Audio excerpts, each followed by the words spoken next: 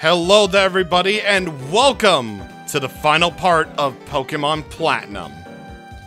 It's been a very long road to get here, but at last we made it here to our final challenge. The Gods!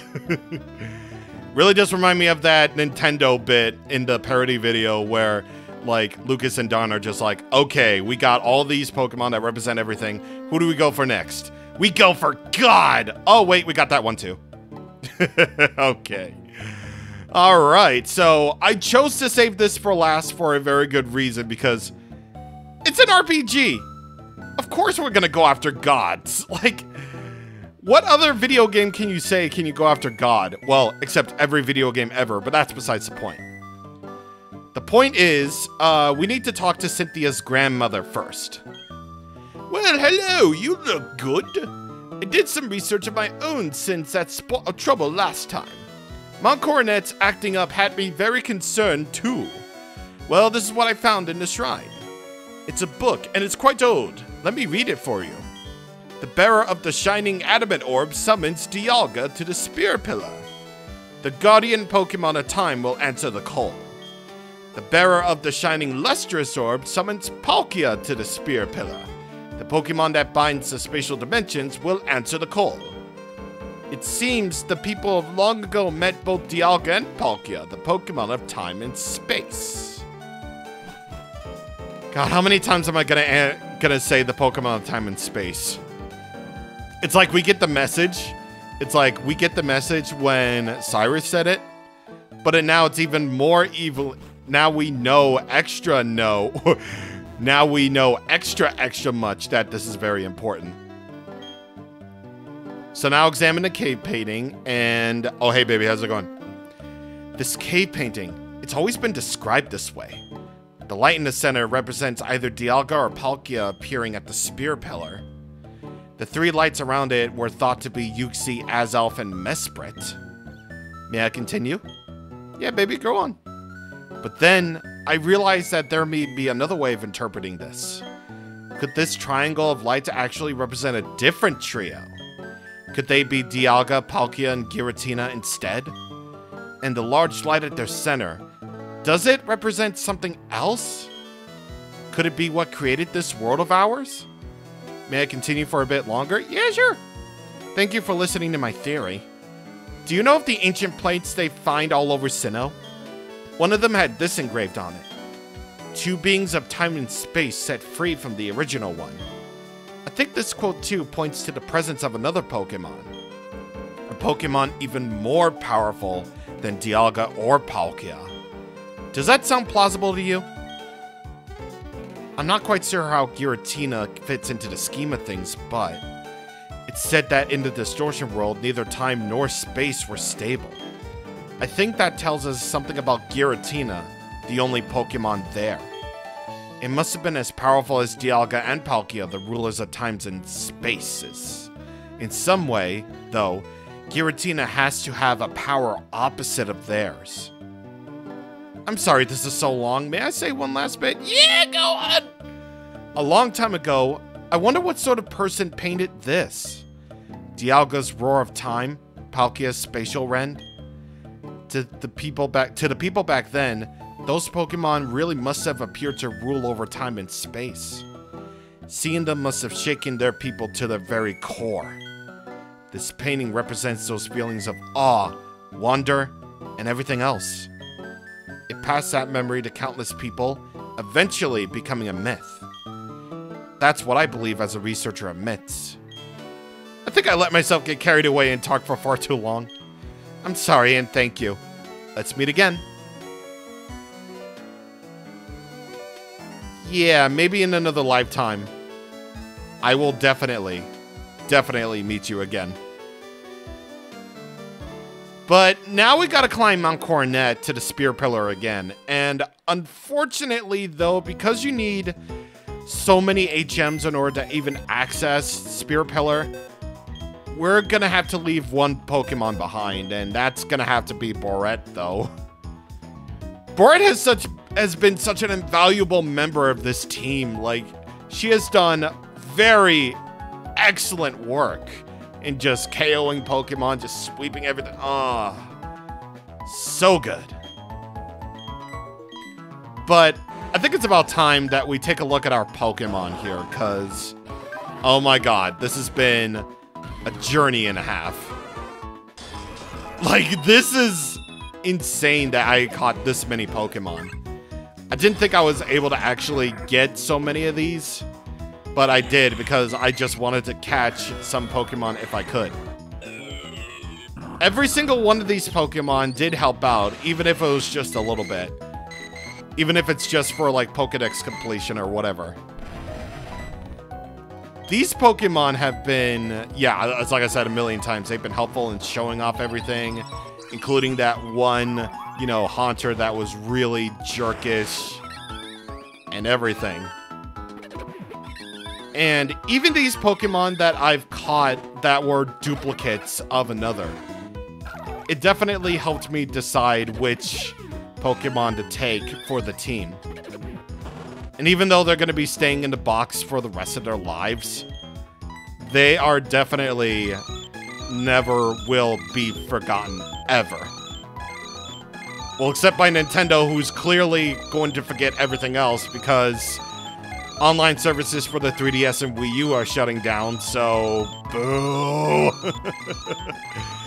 So very clearly, Nintendo will just forget about everything.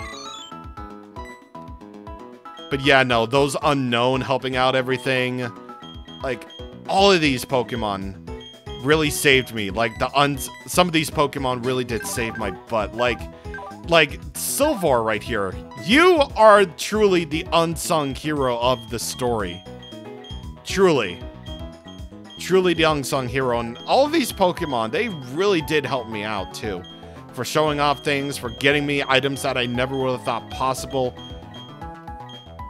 Just every single person in this PC box and in the party truly did help out in one way or another. Whether it's Pokedex completion, showing off a feature, and everything else for items, I'm very happy that I caught all the Pokemon that I did. It really does hurt me to actually leave behind at least one Pokemon before we go after these Pokemon. But just so you know, I'll be thinking of you always. Which means we get to hear this amazing music one more time. Alright, so now that we gotten this out of here, you need to go over this way. Once you make it to the part with the really good music, enter the cave on the right, and then you need Surf and Waterfall in order to get to this next part. And it's very important that you do this. So by using Waterfall, you're now able to access this little cave right here. We could have technically gone here as soon as we got Waterfall, but I forgot. Here you can find the Adamant Orb and the Lustrous Orb. So what these items do is they both boost the power of their respective, you know, legendaries types, moves. For example, Adamant Orb will boost the power of Dialga's, you know, typing moves, Steel Dragon. And Lustrous Orb will boost the power of Palkia's Water and Dragon moves.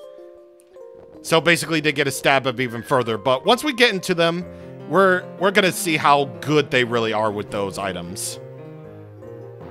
Even though I'm just gonna say, some other items might be a little bit better for them. Oh yeah, and there's this little cave here too. So remember where we had to go over to this? Well, not really we had to, but we went over to this little optional area where all these Team Galactic grunts were. Well, here it is. And now that Team Galactic is just long gone at this point, we can go over here to this little cave area. And what is inside this little cave area is actually the north part of Mount Coronet. Because as you can see here, we now are at the point where we were at the entrance to the north side of Mount Coronet. You know, where Eterna City and Celestic Town sort of connect. But more importantly than that, and I really could have used this, TML2 Dragon Claw. Very good dragon type move. Doesn't have any secondary effects though, but it's still a really nice move to have. Bing, bing, bing. Ba da da da da da da da da ba da da da da da da ba ba ba. Going to the gods. Going to the gods. And here we are. For realsies. Here we are. In that rift right over there is one of the 2 Pokemon that we're gonna go after today. Well, maybe there might be a 3rd. As always with these types of things, you definitely want to save. On the other side of the rift, in a fantastically bizarre place, it's Dialga! Do you want to challenge Dialga? Yes, I do!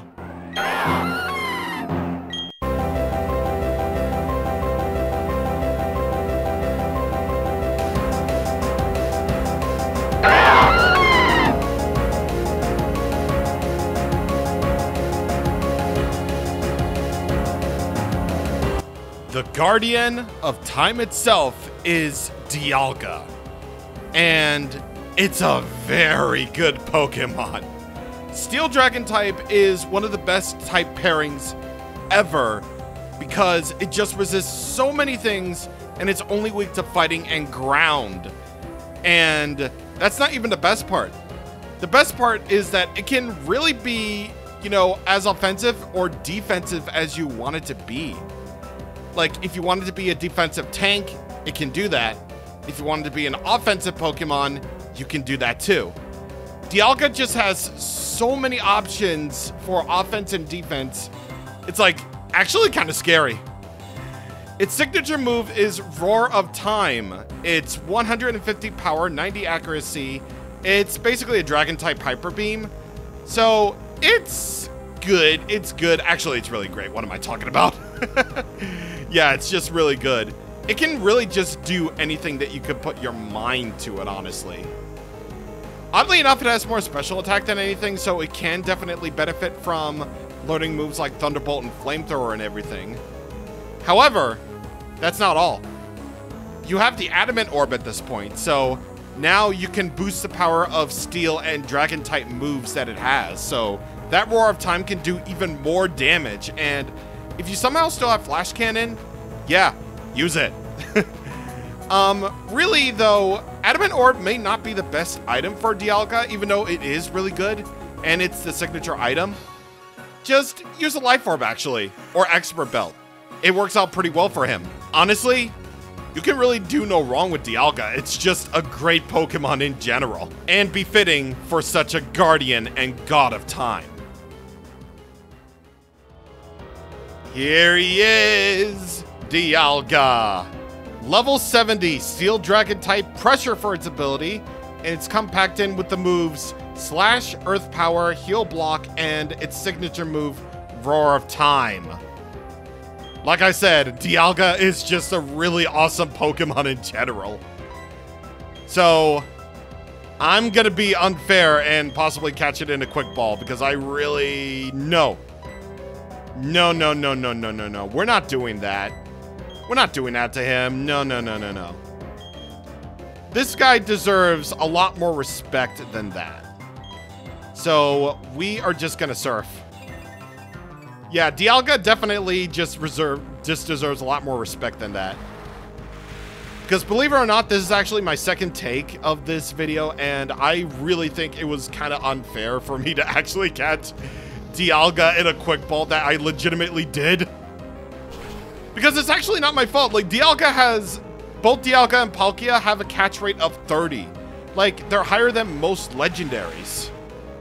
I mean, aside from those that have specifically high catch rates for the story. And I just thought it was just a little bit unfair that I were to actually catch Dialga just so quickly without even giving you a chance to... Oh my god. Is it it really gonna be like this again? Okay, fine. Fair enough. Fair enough. I guess the god of time is just ours. Dialga, the Tempora Pokemon. Steel Dragon type. A legendary Pokemon of Sinnoh. It is said that time flows when Dialga's heart beats. That's raw. That's so raw. In fact, it's so raw. We're gonna give you the name of, you know, Luca. Because she's raw. She's kind of raw. Well, she is in certain aspects, but, you know, an overwhelming feeling of time powerfully emanates from this rift. Where does it lead to? Nowhere, because you can't actually enter it. Yeah, it's a little bit disappointing that you can't actually explore the areas where Dialga and Palkia come from, but, you know, it's just this video game. Anyway, I'm gonna now that we've left the Spear Pillar and come back again, we're going to put out arms out front, because next up is you definitely know what's coming. On the other side of the rift, in a fantastically bizarre place, it's Palkia. Do you want to challenge Palkia? Yeah.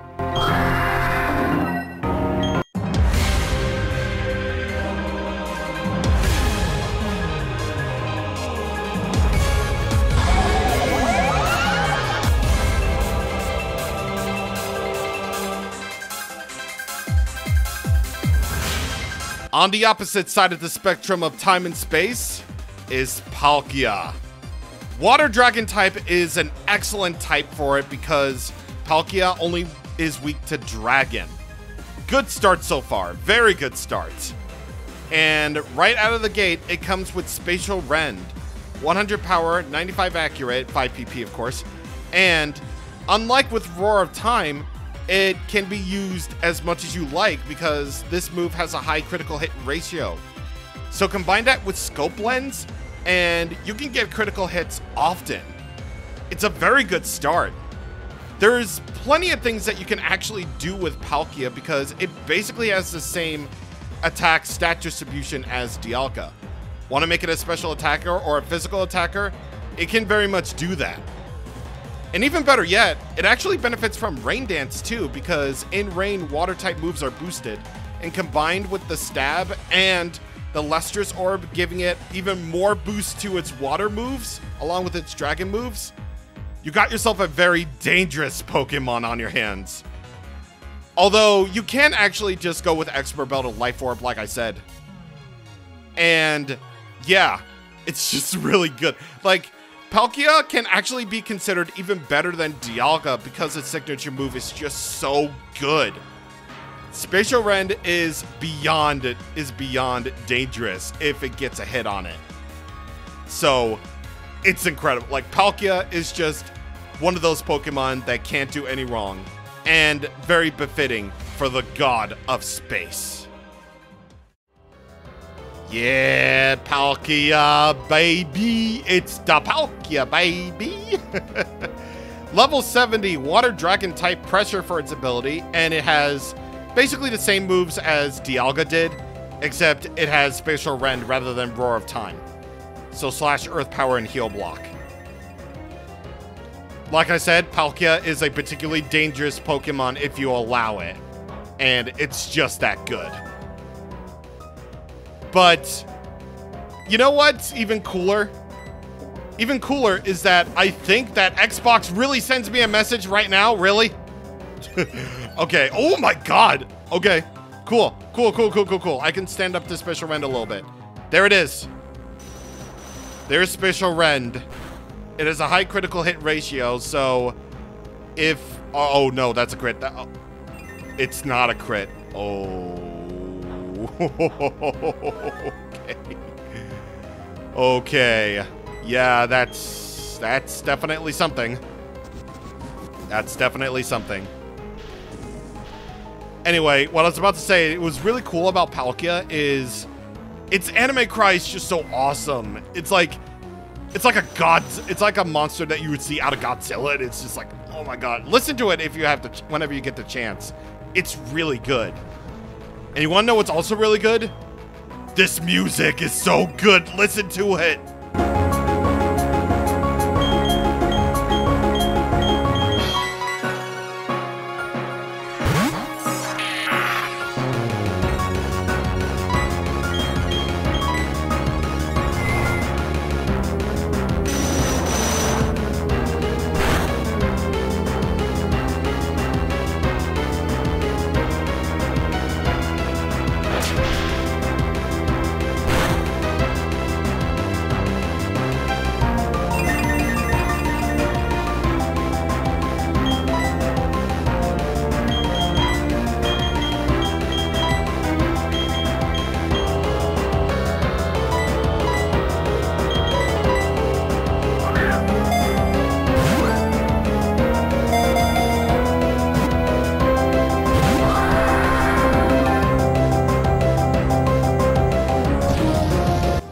If Hoenn was the generation of trumpets, Sinnoh is the piano generation.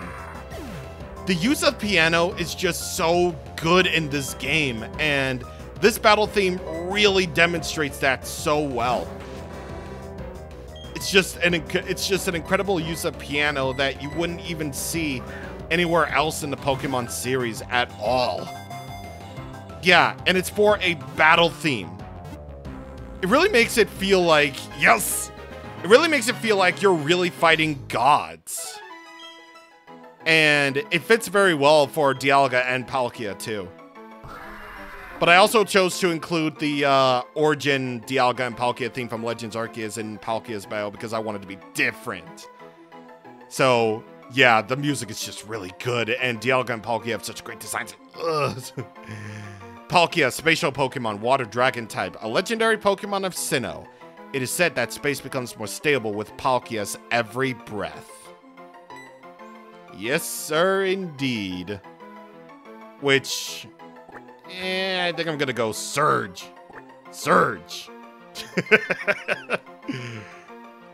You think the Chrono references are, you know, a little bit on the nose? Yes? Yes, sir, indeed they are. So, one thing that I always think about whenever I face Dialga and Palkia in this game is that, you know, before I remembered that the Adamant and Lustrous Orbs are in the middle of Mount Coronet and everything, I thought that they would appear on Spear Pillar, like on the actual Spear Pillar on the far back, but I totally forgot that you had to find them on Mount Coronet as you were traveling up. So, yep. Now, we get to the final event of today. The final big boy event. This item I'll explain, but I got the Azure Flute on me, and you'll need it for something that is very, very special and was basically impossible without cheating, because this was never distributed ever. I'll go into more detail about that in a bit.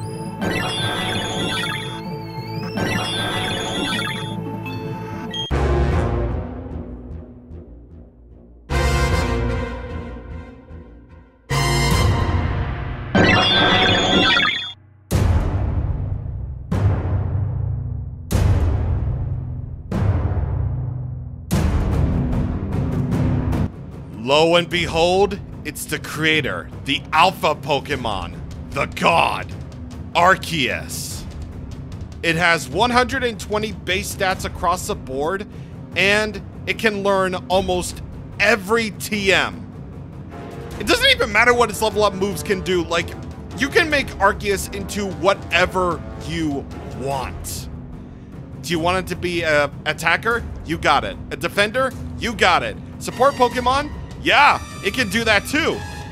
Its ability multi-type helps it out even further because whatever plate it holds, it can change it into the type. Personally, I go for Iron Plate because that will make it resist near everything. And on top of that, it has a signature move called Judgment. 100 power, 100 accuracy, and the type changes depending on the plate that it's holding. So it gets stab no matter what. Arceus is just incredibly dangerous as a Pokemon, and it's just so good. And you know what? If you really don't care about having Arceus as a battler, it can actually be a very good HM Pokemon because it has compatibility with every HM period. It's just basically this generation's Mewtwo, whereas in Gen 1, Mewtwo was all powerful because it uses all the mechanics of Gen 1 to its fullest. This Pokemon uses all the mechanics of Gen 4 to its best. And it's very befitting for the god of all Pokemon.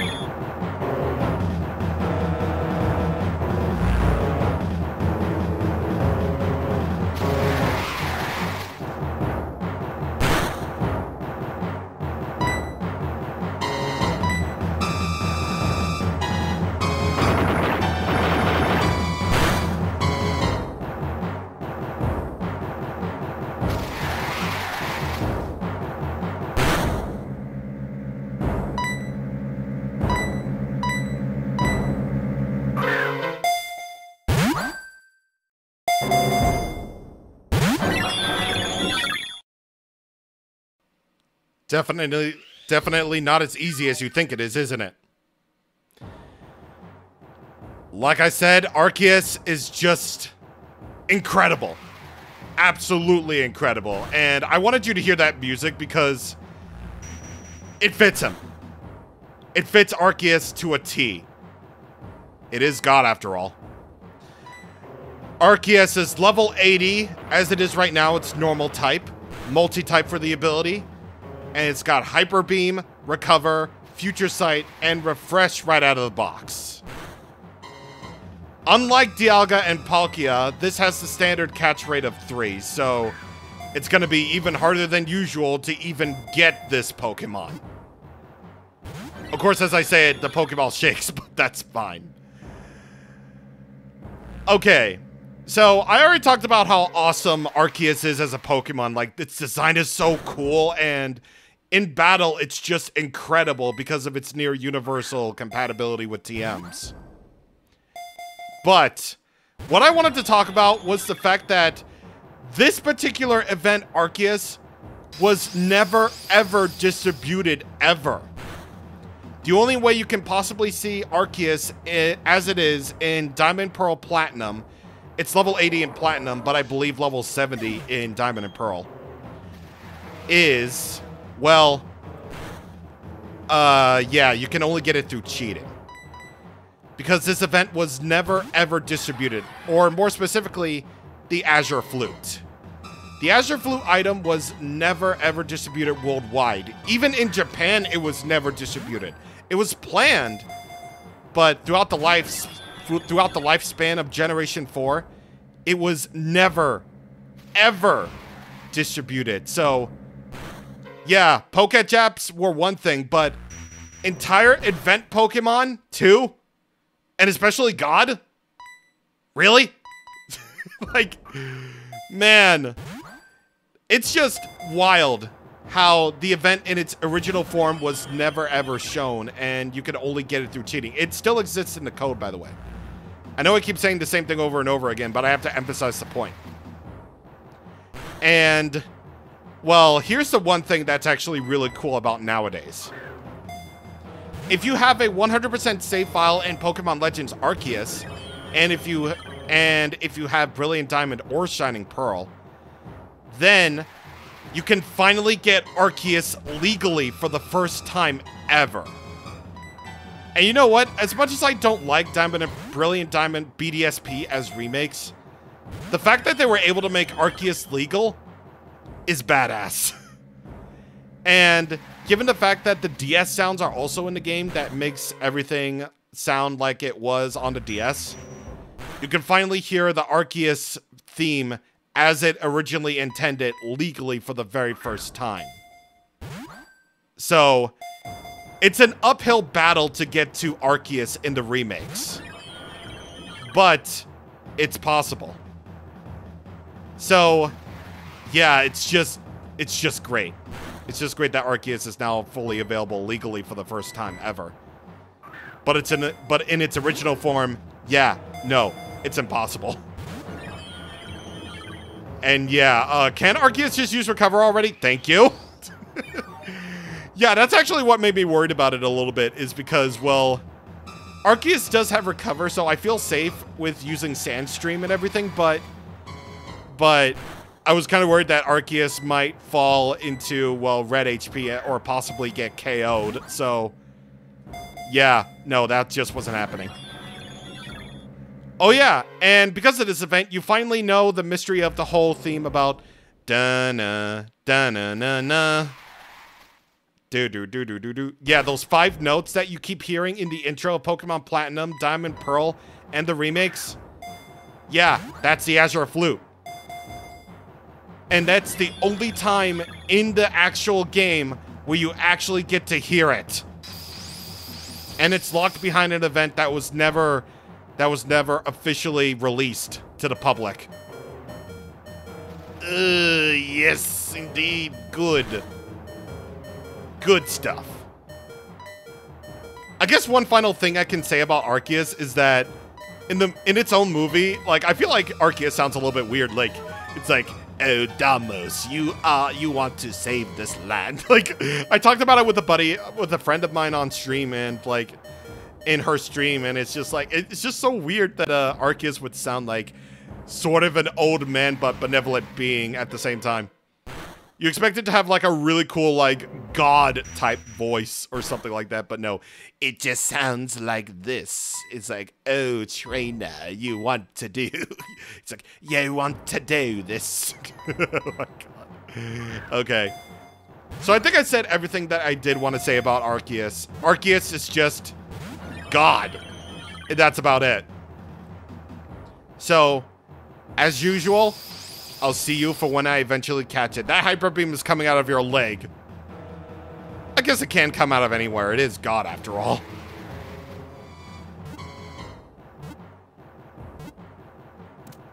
Yeah! There it is. All right. That's God. The Alpha Pokemon, normal type, is said to have emerged from an egg in a place where there was nothing, and then shaped the world. Alright, yeah, let's, get Xanza in there. Sup, Xanza? By the way, this place is called the Hall of Origin. This is the only time ever where you're going to be seeing this, so take a good look, because you're never going to be seeing this ever again. Now, with that settled, now that we have Arceus, let's get some additional lore in there. Let's take a look at our boys here. Adamant. Okay, that adamant nature is fitting. Jolly. Calm. Okay, that's not as funny as I thought it was gonna be, because in my previous take of this video, I actually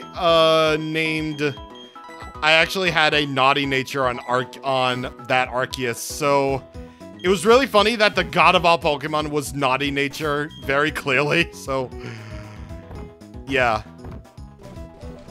Alright, because of the amazing compatibility with TMs and universal compatibility with HMs, we're going to teach God how to fly, and we're just going to fly on our God. Because that's what Zanza can do. They can fly. Forget refresh. And also, I'm going to put on the Iron Plate on Arceus, because Iron Plate Steel Arceus is just too good. Again, it resists many things now that it's part Steel type. Right there. So, what can we do with Arceus now that we have it? Well, first things first, let's actually go over to Orberg City. Specifically, Orberg Mine. You'll find this guy. Any Arceus, whether it was distributed right towards you, or if you somehow found the Azure Flute out there in the wild, can trigger this. Hello, how do you do? I'm a student in philosophy.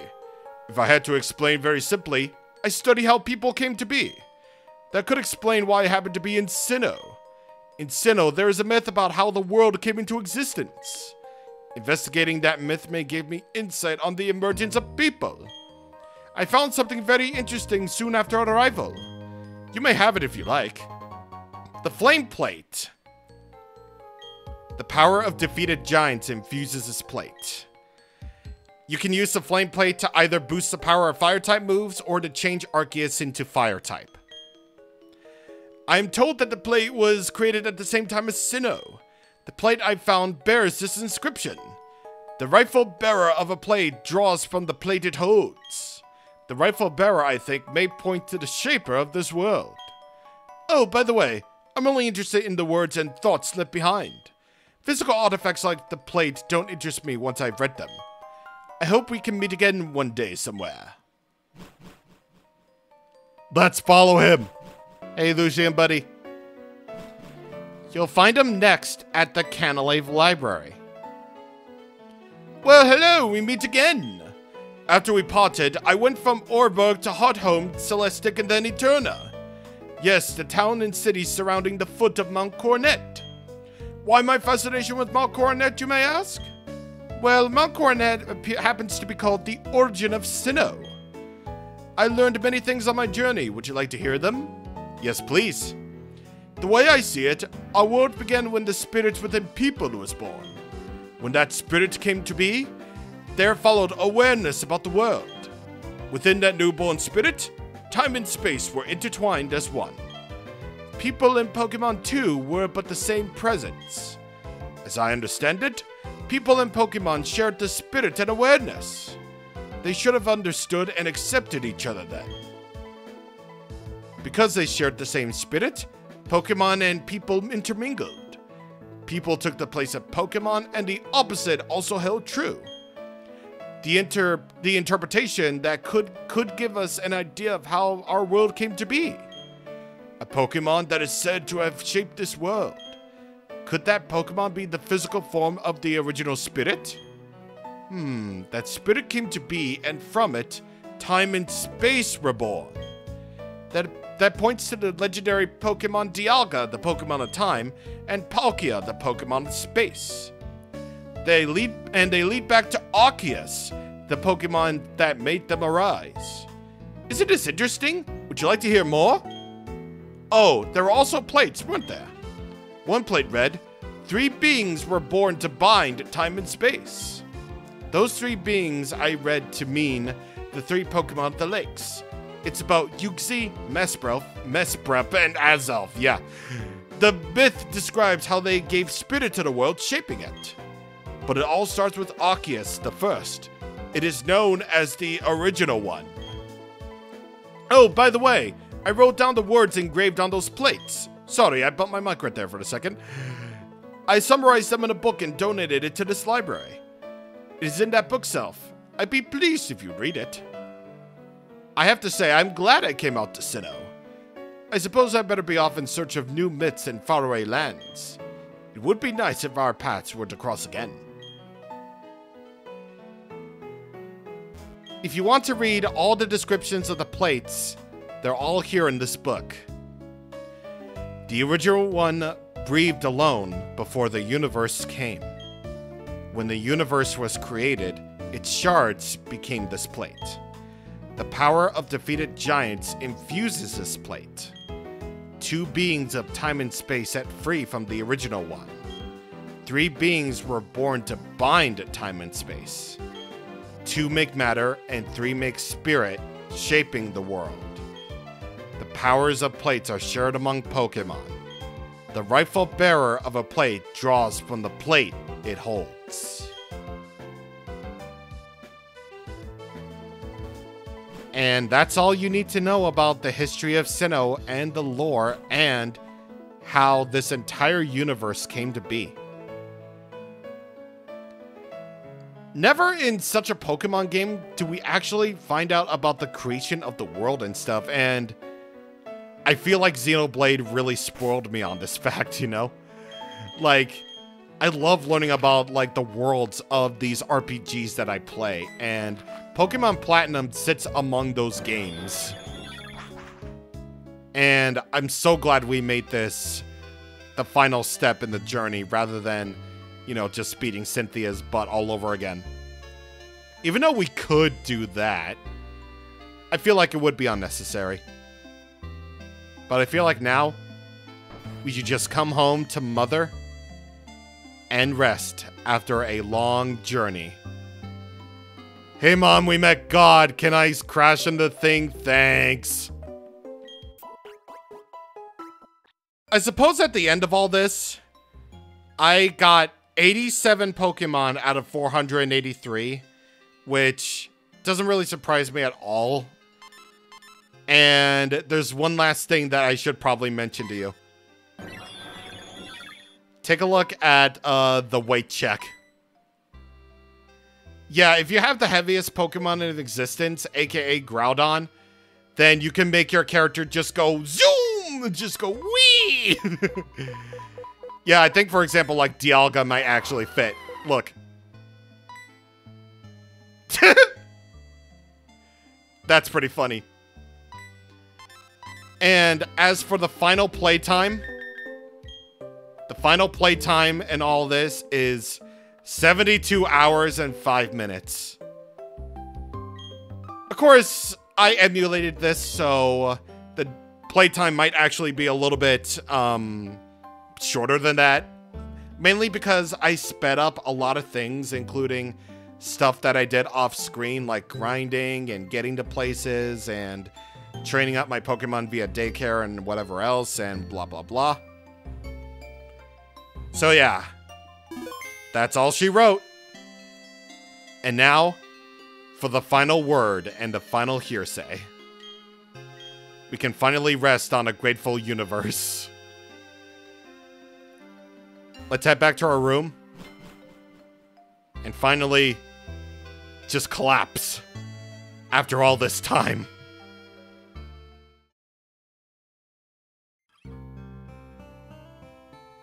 And that is the very end of Pokemon Platinum. I am so glad that I played this game again. It just seriously reminded me of a time when Pokemon wasn't just, you know, it's still fantastic. It's still a fantastic series that I play religiously. But it just brought me back to a time when we didn't even care about, like, graphics or turn-based mechanics or how the design ethic in Pokemon used to be. That was the whole thing about this Let's Play in general, honestly. Just getting back to simpler times where we didn't complain about the franchise every single day. And it's been an absolute joy just recording and playing this game all over again. It seriously held up even better than I thought it was going to hold up. The story is just great for Pokemon standards. It really changed up Diamond and Pearl into something incredible. And it's just an all-around good time. I'm so proud of our team for making it this far. I'm so proud of just all the work that I did on this series. And I'm also really proud of you for watching and sticking by me. And actually, at the time of recording this, I actually haven't seen the reactions yet to those videos where the game audio was lowered. Again, I am really, really sorry about that. It's just that I was an idiot and, you know, adding in all those sound effects and music or whatever would have taken too much time. And I didn't really have a lot of time to begin with at the time that I edited those videos anyway. So you'll forgive me again if you weren't satisfied with those. So, yeah. But I do appreciate all of you watching. Like, this series has had even higher views than usual. I don't know why, but I really appreciate it. I seriously, seriously appreciate it. All the comments, all the views, you know, they're nice and all, but again, I do these Let's Plays for me. And what I got out of this was a really, really fun revisit to one of my favorite games from when I was a kid. And speaking of that, this is what we call the beginning of the peak era. In recent times, I've come to realize now more than ever that the Pokemon DS games are some of the best Pokemon games ever made. Like, it all started with Diamond and Pearl. You know, it was a pretty okay, if rocky start. But Pokemon Platinum turned Diamond and Pearl into something incredible. Then we got the best remakes that the Pokemon series has ever had. And then we got Generation 5, dude. I don't think I need to say anything more other than the peak era of Pokemon had begun at that point, where everyone was getting back into the series, and the Black and White games changed up the series for the better. And yeah, and it all started with Pokemon Platinum. So because of that, I feel like our next visit to the Pokemon series, Colin Farrell, the Pokemon series next visit on the channel should definitely be Pokemon Heart Gold and Soul Silver. It's not the next Let's Play for sure, because it's going to be something entirely different than Pokemon. But it's going to be a fun time. And I really hope you enjoyed that. And I really hope you enjoyed this revisit to Pokemon Platinum. It's been so much fun. And I just love this game. It started off the high school years, and it really just started my namesake as Platinum. When I started up this particular YouTube channel, I just decided to name this CWAP the Platinum one because I just love Pokemon Platinum so much. And I kept that Platinum moniker for the longest time.